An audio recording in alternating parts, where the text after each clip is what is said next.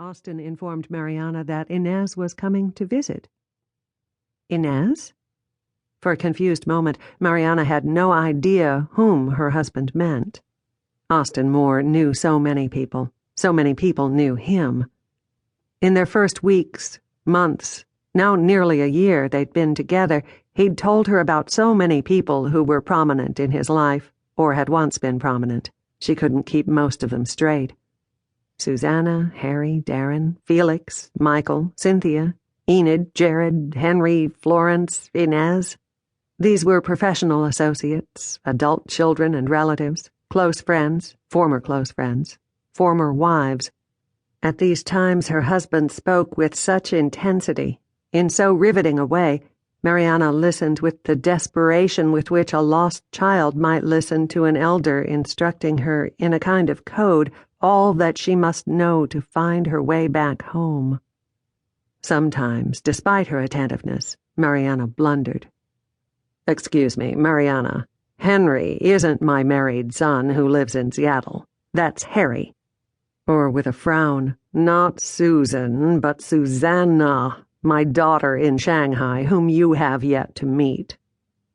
After the initial startled moment, Mariana did recall Inez. Of course, the first wife. "Inez rarely comes to the States, and she will only want to see us, to stay with us here, one night. That has always been her custom. She'll come with her sister's daughter, Hortensia, a nice girl, a gifted cellist, if not very attractive. Don't look so dismayed, Mariana. Inez isn't a difficult person. She may look like a prima donna, but she isn't really. If you don't let her intimidate you, she won't." Mariana tried to smile. Mariana was feeling a clutch of panic. The first wife coming to visit, to stay with them. In her parents' household, which was the only household Mariana had known intimately, it was inconceivable that either her father or her mother would have invited a guest to stay with them without consulting with the other. Or was it two guests, including the niece? Of course, they were living in her husband's house, in which he'd lived for more than 30 years. And Mariana was grateful to be living here. Often the thought came to her like a mild electric shock. Grateful to be living here. For her own life had collapsed, shattered like broken crockery. "I wish you would smile, Mariana. Inez is no threat to you, or to me at this point in my life. Our breakup was amicable. I've sent Inez money over the years only because she's careless and heedless of her life, not because it's required of me any longer. And when she comes to the States, it has been a custom of mine, of ours, for me to ask her how she's doing, financially, and if she tells me frankly that she needs money, I will give her money, but only if she asks." Austin spoke matter-of-factly. You could not tell, Mariana could not tell, if his tone was one of regret or equanimity.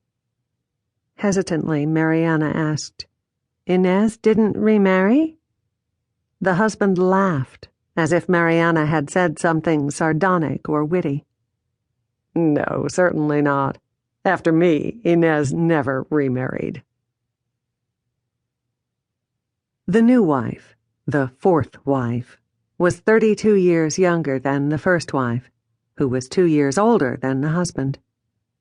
The gap of years was like a fissure in the earth, treacherous only if one tries to leap across it. As the fourth, so much younger wife, Mariana felt no triumph, but rather more a guilty sense of having usurped another woman's place. It was astonishing to Mariana how casually her husband spoke of his former wives. "When we were traveling in the Amazonian rainforest, when we were making a documentary on Chinese opera in Beijing, when we were staging a full-cast Mahogany in Edinburgh." The "we" was undefined, mysterious, like the ages of Austin's several adult children and where exactly they were living and what they were doing. Mariana had been relieved. Not one of her stepchildren had made the journey to attend their father's wedding, and the wedding had been small, private.